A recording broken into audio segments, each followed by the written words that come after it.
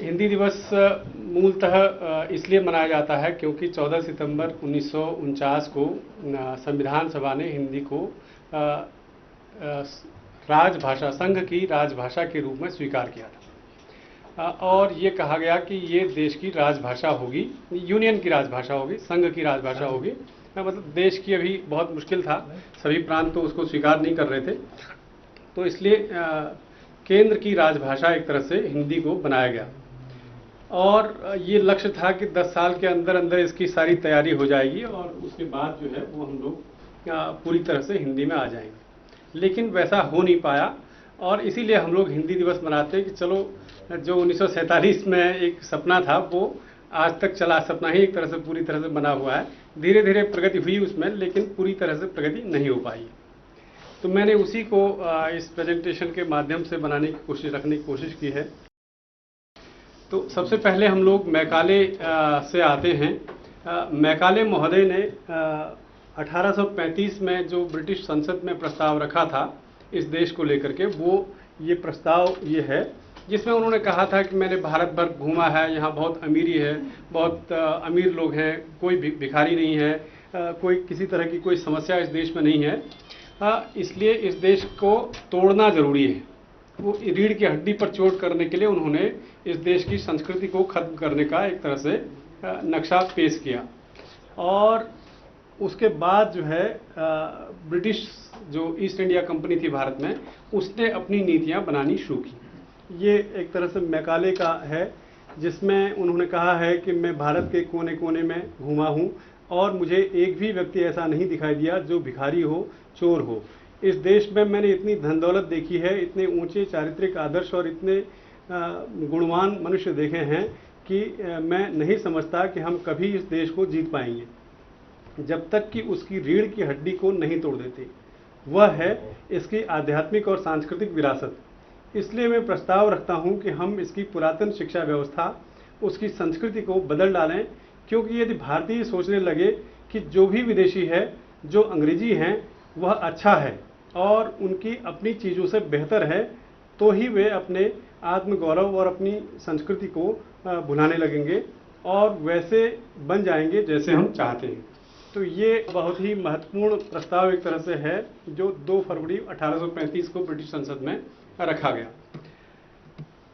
इसके बाद से उन्होंने योजनाएं बनानी शुरू की और 1837 में जो पहला एक तरह से उन्होंने शुरू की फूट डालो राज करो की नीति, उसके तहत उन्होंने फारसी, तब तक राजभाषा हुआ करती देश की, उन्होंने फारसी को ख़त्म करके जो स्थानीय भाषाएं थी, वर्नाकुलर लैंग्वेजेस जिसको कहते थे उस ज़माने में, उनको राजभाषा का दर्जा दिया। हर राज्य में अलग अलग तरीके से उन्होंने ऑपरेट करना शुरू किया।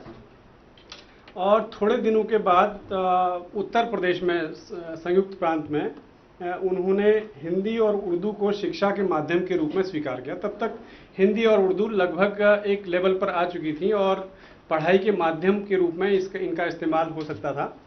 तो शिक्षा के माध्यम के रूप में हिंदी और उर्दू को दोनों को बराबर स्वीकार किया और तब तक लगभग दोनों के बीच में बड़ा सामंजस्यपूर्ण संबंध था। उर्दू और हिंदी में कहीं कोई बहुत ज़्यादा झगड़ा फसाद नहीं था, क्योंकि दोनों ही एक ही तरह से पैदा हुई थी और एक ही भूमि से, दिल्ली मेरठ के आसपास खड़ी बोली का जो क्षेत्र है वहीं से दोनों भाषाएं पैदा हुई थी। तो इसलिए कोई भी उनके आपस में बहुत झगड़ा नहीं था। उर्दू एक तरह से भारत की ही भाषा मानी जाती थी।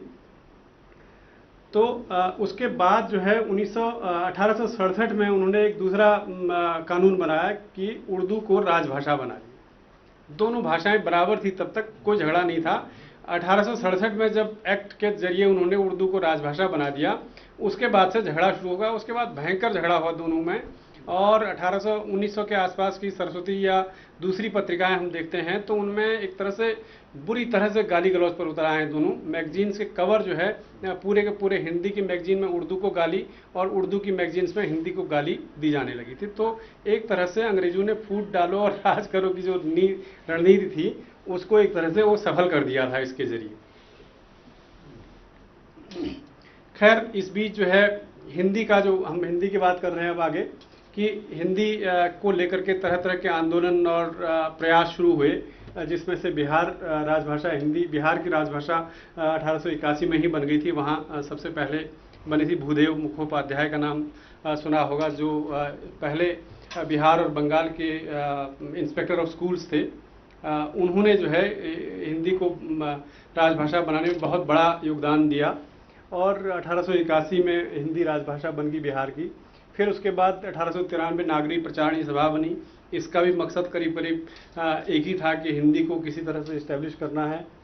फिर 1910 में हिंदी साहित्य सम्मेलन प्रयाग का जन्म हुआ, जो बहुत बड़ा कदम था, क्योंकि ये राजनीति यहाँ से असल में शुरू होती है। किस तरह से कांग्रेस की रणनीति का एक बड़ा हिस्सा हिंदी साहित्य सम्मेलन था और बहुत बड़े बड़े कांग्रेस के जो नेता थे वो हिंदी साहित्य सम्मेलन के भी सदस्य हुआ करते थे। हिंदी के तमाम साहित्यकार, बड़े साहित्यकार और जो कांग्रेस में भी इन्वॉल्व थे वो सब भी हिंदी साहित्य सम्मेलन से जुड़े हुए थे। फिर उसके बाद 1918 में दक्षिण भारत हिंदी प्रचार सभा बनी। दक्षिण भारत में काफ़ी प्रचार शुरू हुआ और फिर महात्मा गांधी के नेतृत्व में 1926 में राष्ट्रभाषा प्रचार समिति वर्धा बनी। इन सभी संस्थाओं ने अपने अपने स्तर पर, निजी स्तर पर, एक तरह से गैर सरकारी स्तर पर हिंदी के प्रचार प्रसार के लिए काम किया। फिर उसके बाद कांग्रेस का हम पर आते हैं, क्योंकि यहीं से असल में हिंदी की राजनीति शुरू होती है और जो अंग्रेजों की एक तरह से फूट डालो और राज करो की नीति थी वो यहाँ भी हमको दिखाई पड़ती है। जो सबसे बड़े जो प्रवर्तक थे हिंदी के कांग्रेस में वो राजेश टंडन थे और सेठ गोविंद दास। ये दो लोग जो थे काफ़ी बड़े समर्थक हिंदी के कांग्रेस के अंदर थे। दोनों ही बड़े नेता थे, कांग्रेस के अध्यक्ष रह चुके थे। दोनों ही लोग कांग्रेस के अध्यक्ष रह चुके हैं अलग अलग समय पर। और यहाँ पर जो है इन लोगों का नेहरू से और गांधी से टकराव होना शुरू हुआ। गांधी जी और नेहरू तो नहीं, खैर गांधी जी पूरी तरह से हिंदुस्तानी के पक्षधर थे। नेहरू थोड़ा उर्दू के ज़्यादा पक्ष में थे और हिंदी के बहुत ज़्यादा पक्ष में नहीं थे। लेकिन उनका टकराव जो है टंडन जी से बहुत जोर शोर से हुआ। टंडन जी और सेठ गोविंद दास जो है ये हिंदी के, शुद्ध हिंदी के पक्षधर थे, जो संस्कृत से मानते थे कि हिंदी संस्कृत से निकली है और हमको शब्दों के लिए संस्कृत की तरफ देखना चाहिए। नेहरू और गांधी जी तो खैर हिंदुस्तानी की बात करते थे, सभी भाषाओं के शब्दों को लिया जाए और खास करके देशज शब्दों को लिया जाए। गांधी गांव की बात करते थे तो इसलिए देशज की बात करते थे। लेकिन नेहरू जो है उर्दू के थोड़ा सा उस तरफ उनका रुझान ज़्यादा था। हिंदी साहित्य सम्मेलन में भी काफ़ी इस बात को लेकर के झगड़ा हुआ। 1942 में हिंदी साहित्य सम्मेलन छोड़ करके चले गए गांधी जी, टंडन जी के साथ टकराव हुआ और टंडन जी जीत गए एक तरह से उस प्रस्ताव में जिसमें हिंदी की वकालत की गई थी। और गांधी जी, एक तरह से गांधी जी को हार का मुंह देखना पड़ा, तो गांधी जी 1942 में हिंदी साहित्य सम्मेलन से इस्तीफा दे गए। तब तक वो काफ़ी सक्रिय थे हिंदी साहित्य सम्मेलन में। फिर उसके बाद संविधान सभा में बहस आती है, बहुत टर्निंग पॉइंट है, जिसमें तमाम देश भर के जो नेता थे वो हिंदी को लेकर के सक्रिय थे। हिंदी बने, कुछ लोग हिंदी का विरोध भी कर रहे थे उसमें। और इसमें जो है चूँकि ज़्यादातर लोग उसमें कांग्रेस के ही थे, तो जब हिंदी पर बहस हो रही थी लगातार काफ़ी दिनों तक, 2-3 साल तक लगातार बहस चलती रही, तो 14 सितंबर से पहले जो है, शायद 13 सितंबर या 12 सितंबर की बात है, कांग्रेस में जब बहस हुई तो एक पक्ष, बहुत बड़ा पक्ष था, ग्रुप था, जो कहता था कि हमको हिंदुस्तानी को राजभाषा बनाना चाहिए, हिंदी को नहीं। टंडन जी और सेठ गोविंद दास या दूसरे जो ग्रुप के लोग थे, खास करके काशी के और इलाहाबाद की इस तरफ के लोग, काशी के लोग, वो लोग हिंदी के पक्ष में थे। तो अंत में वोटिंग हुई और वोटिंग के बाद ये हुआ कि जो लोग जो है नेहरू के पक्ष में, हिंदुस्तानी के पक्ष में, वो नेहरू जी के साथ खड़े हो जाएं। जो लोग हिंदी के पक्षधर हैं वो टंडन जी के साथ खड़े हो जाएं। 2 ग्रुप हो गए और कुछ लोग टंडन जी के साथ आ गए और कुछ लोग नेहरू के साथ आ गए। तो लगभग और एक स्थिति ऐसी आई कि दोनों की संख्या बराबर हो गई, दोनों तरफ बराबर लोग हो गए। अभी मुझे संख्या एग्जैक्टली याद नहीं आ रही है, लेकिन दोनों तरफ बराबर संख्या हो गई। तो अब वैसी स्थिति में कमलापति त्रिपाठी जो है, उनकी आत्मकथा में मैंने ये पढ़ा है, तो कमलापति त्रिपाठी ने कहा कि मुझे लग रहा था कि मैं नेहरू जी की तरफ हूँ, लेकिन वास्तव में मेरा मन तो हिंदी की तरफ है, टंडन जी की तरफ है। तो जो नेहरू के साथ थे वो राजनीतिक तौर पर नेहरू के साथ थे, बहुत आदर करते थे उनका। अंत में वो जो है चुपचाप राजेश टंडन की तरफ आ गए और इस तरह से एक संख्या अधिक हो गई और कांग्रेस ने स्वीकार कर लिया कि हिंदी राजभाषा होगी। और फिर दूसरे दिन जब संसद संविधान सभा बैठी तो उसमें भी ये बात हुई कि हिंदी राजभाषा बनेगी। उसमें सर्वसम्मति से हुई, उसमें एक का झगड़ा नहीं था, क्योंकि अक्सर ये कहा जाता है ना कि हिंदी एक वोट से जीती हुई है। ऐसा कांग्रेस के अंदर हुआ, लेकिन संविधान सभा में इवन राजर्षि टंडन ने भी इसका भरपूर समर्थन किया। सतीश वो जो चटर्जी थे वहाँ बंगाल के, उन्होंने भी समर्थन किया। तो इस तरह से लेकिन नेहरू के मन में एक तरह से एक गांठ पड़ गई कि ये जो है हिंदी वालों ने मुझे हरा दिया। वैसे उससे पहले से भी ये विरोध करते थे, लेकिन आज इन्होंने पूरी तरह से हरा दिया मुझे। तो इस तरह से हिंदी को लेकर के जो समस्या है वो शुरू होती है। फिर उसके बाद संविधान सभा, जो संविधान में जो प्रावधान है वो ये है कि साहब देवनागरी लिपि में हिंदी जो है इस देश की राजभाषा होगी, लेकिन तब तक उसका अंग्रेजी का प्रयोग जारी रहेगा जब तक कि हिंदी में व्यवस्था नहीं हो जाती है, वैकल्पिक व्यवस्था हिंदी में इंतजाम नहीं हो जाता। सब सारे विषयों को हिंदी में अनुवाद करना है, तमाम जो कागजात हैं वो हिंदी में करने हैं। ये इसके लिए 10 वर्ष का समय दिया गया और 15 वर्ष की अवधि तक संघ के उन सभी शासकीय प्रयोजनों के लिए अंग्रेजी भाषा का प्रयोग जारी रहेगा। यानी 1960-62 तक ये काम 1960 तक हो जाना था, तो 1960 तक कुछ भी नहीं हुआ। जब 1960 तक कुछ नहीं हुआ तो फिर उसके बाद मतलब 1960 तक का था लगभग मामला। तो फिर इसी बीच जो है और झगड़े ज़्यादा हो गए हिंदी के खिलाफ। दक्षिण भारत में हिंदी विरोधी दंगे हो गए।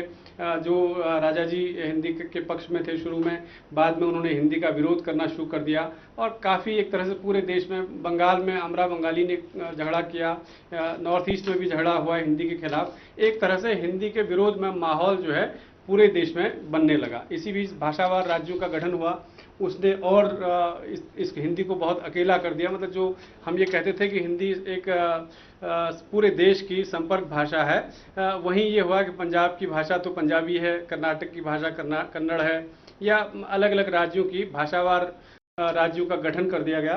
तो जिससे जो है हिंदी का क्षेत्र जो है एक तरह से छोटा सा 5-7 राज्यों तक सिमट कर रह गया। और 15 वर्षों तक जब प्रयोग नहीं हो पाया तो फिर उसके बाद जो है खैर ये अनुच्छेद 351 में हिंदी के विकास के लिए जो प्रयास किया गया था, कहा गया था कि प्रयास करना चाहिए सरकार को, वो प्रयास एक तरह से नहीं हुआ और दक्षिण भारत में हिंदी विरोधी दंगे भड़के। खैर फिर उसके बाद 1963 में राजभाषा अधिनियम बनाना पड़ा, क्योंककि 15 साल लगभग हो गए थे और 15 साल में कुछ न कुछ सरकार को करना था और तब तक कुछ भी हो नहीं पाया था। फिर उसके बाद 63 में पहली बार राजभाषा अधिनियम बना। लेकिन इस राजभाषा अधिनियम में भी यही बात कही गई कि जब तक की व्यवस्था नहीं हो जाती है तब तक हिंदी और अंग्रेजी साथ साथ चलती रहेंगी और अंग्रेजी का प्रयोग जारी रहेगा। और फिर भी दंगे, फिर शास्त्री जी मुख्यमंत्री प्रधानमंत्री बने तो फिर दक्षिण भारत में दंगे हुए और काफ़ी हंगामा एक तरह से होता रहा।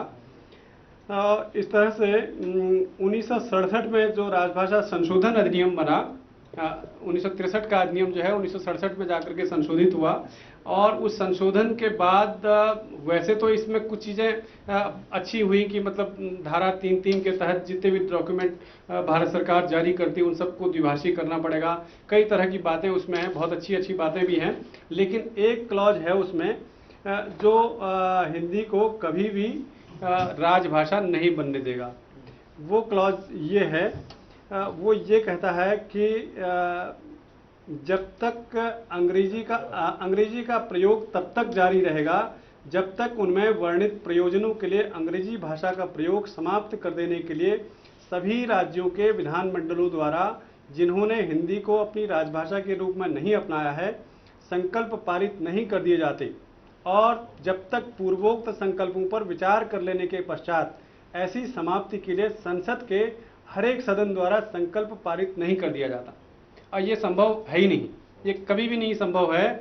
मतलब पहले तो ये है कि तमाम हिंदी भाषी राज्य ये स्वीकार करें कि हमें हिंदी को अपनाने में कोई आपत्ति नहीं है या हम हिंदी को अपनाना चाहते हैं बढ़ चढ़ करके। फिर उसके बाद वो सारे संकल्प केंद्र में आएंगे और संसद जो है, संसद के दोनों सदन पारित करेंगे कि हाँ हमको हिंदी लागू करनी है, तब तक जो है अंग्रेजी का प्रयोग जारी रहेगा। तो इस तरह से ये जब तक ये अधिनियम है तब तक हिंदी इस देश की राजभाषा, पूर्ण राजभाषा नहीं बन सकती है। द्विभाषिक स्थिति बनेगी, तब तक तो खैर कुछ भी नहीं था, द्विभाषिकता की स्थिति भी नहीं थी। ये 1976 में जो राजभाषा नियम बना, इसकी एक अलग कहानी है। 1975 में इमरजेंसी लग गई थी और फिर उसके बाद उस बीच जो है जो काशी के बहुत सारे पंडित जो है इंदिरा गांधी के पास गए और उन्होंने हाथ जोड़े, कहा कि आप तो दुर्गा हैं, आप तो देवी हैं, आप इस समय कुछ कर सकती हैं, तो कम से कम हिंदी के लिए कुछ कर दीजिए। तो उन्होंने कहा कि मैं क्या कर सकती हूँ। उन्होंने कहा कि आप राजभाषा अधिनियम के तहत एक नियम बना दीजिए जिसके जरिए आप हिंदी को लागू कर दीजिए। और उन्होंने सचमुच वैसे ही किया और 1976 के जो रूल्स हैं, अधिनियम नहीं है, ऑफिशियल लैंग्वेज रूल्स हैं, इस रूल्स के तहत राजभाषा जो है लागू कर दी गई। मतलब वो पूरी तरह से नहीं है, लेकिन एक चोर दरवाजे से उसको लागू कर दिया गया और उसके बाद से ही आपने देखा होगा कि हिंदी अफसर और हिंदी अनुवादक भर्ती होने लगे। हालांकि सबसे पहले हिंदी अधिकारी जो है वो 1956-57 में बच्चन जी बने, हरिवंश राय बच्चन। उसकी भी एक अलग कहानी है, क्योंकि हुआ ये कि जब विजयलक्ष्मी पंडित राजदूत बन करके मॉस्को गई, तब शायद स्टालिन थे वहाँ के राष्ट्रपति। तो स्टालिन ने कहा कि हम इस परिचय पत्र को नहीं समझते हैं, जो आपकी भाषा भी नहीं है और मेरी भाषा भी नहीं है, क्योंकि अंग्रेजी में वो अपना परिचय पत्र लेके गई थी और उनका परिचय पत्र स्वीकार नहीं हुआ, वो वापस आ गई अपने दूतावास में। फिर उसके बाद जो है रातों रात टंकॉल बुक की गई और दूसरे दिन जो है चार्टर्ड प्लेन से हिंदी करके परिचय पत्र जो है दोबारा से मॉस्को ले जाया गया। और उसके बाद ये हुआ कि साहब इस देश में अब सचमुच हिंदी का भी मामला है, इस देश की यदि भाषा राजभाषा हिंदी है तो हमको हिंदी में कुछ काम बढ़ाना चाहिए। तो नेहरू जी बच्चन जी को जानते थे इलाहाबाद से, बच्चन जी अंग्रेजी के प्रोफेसर थे, कवि हिंदी के थे बड़े, तो उनको जो है वो एक तरह से विदेश मंत्रालय में पहला Hindi officer on special duty थे वो, लेकिन पहला हिंदी अधिकारी कहा जाता है। पर हिंदी अधिकारी बनने की प्रक्रिया जो है 1976 के बाद चालू होती है, जो राजभाषा को लागू करने वाले लोग जो है पूरे देश में एक तरह से आज फौज खड़ी हो गई। तो ये एक तरह से है कि हिंदी किस तरह से संसद में या हिंदी के साथ राजनीति होती रही, और आज भी वो पूरी तरह से लागू तो नहीं हो सकती, बहुत मुश्किल है उसको राजनीतिक तौर पर करना।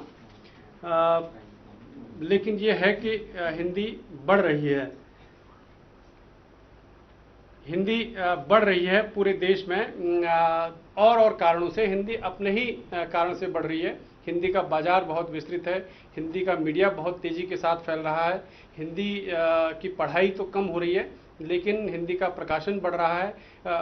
खास करके ओपन ग्लोबलाइजेशन के बाद जो है, खुली आर्थिक नीतियों के बाद हिंदी का बाजार काफ़ी तेज़ी के साथ फैल रहा है और मुझे लगता है कि हो सकता है कि एक दिन वो, और विश्व में भी बहुत तेज़ी के साथ फैल रही हिंदी, तो हो सकता है कि इसी दबाव में आकर के किसी दिन यदि शायद संसद में ये पारित हो जाता है तो हो सकता है कि ये हो जाए। अदरवाइज वैसे भी हिंदी बढ़ रही है, ये अच्छी बात है। धन्यवाद।